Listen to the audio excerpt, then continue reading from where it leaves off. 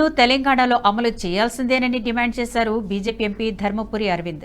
Congress party Nehru హయాంలోనే సీఏఏను తెచ్చి అమలు చేయలేదని గుర్తు చేశారు.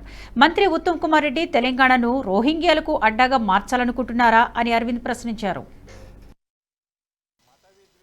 రగుల్చడానికి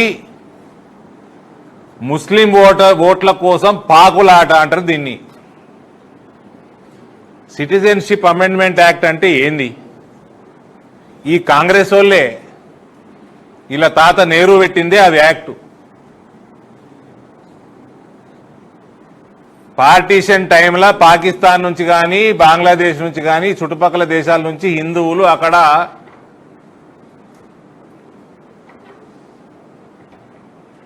ఇబ్బందులకు గురైతే, మత ప్రాతిపదికన ఇబ్బందులకు గురైతే వాళ్ళని భారతదేశం యొక్క పౌరసత్వం ఇవ్వాలని వీళ్ళు పెట్టిందే ఈ కాంగ్రెస్ పార్టీ.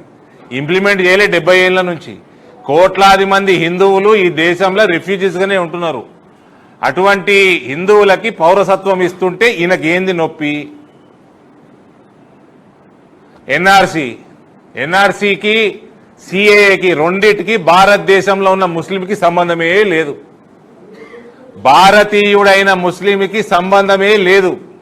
ఈయన ఏం చేయదలుచుకున్నాడు తెలంగాణని? ఉత్తమ్ కుమార్ రెడ్డి అనేట ఆయన ఏం చేయదలుచుకున్నాడు తెలంగాణని? రోహింగ్యాలకు అడ్డా చేయదలుచుకున్నాడా? బంగ్లాదేశ్ నుంచి వచ్చిన ఇల్లీగల్గా వచ్చిన బంగ్లాదేశీలకి అడ్డా చేయదలుచుకున్నాడా? ఈయన ఏషం చూడండి, ఇంత పెద్ద గడ్డం పెంచుకున్నాడు, మీద జిన్నా టోపీ పెట్టిండు, షేర్వాణి కట్టుకున్నాడు. ఈయన ముల్లా అనుకుంటున్నా ఏంది?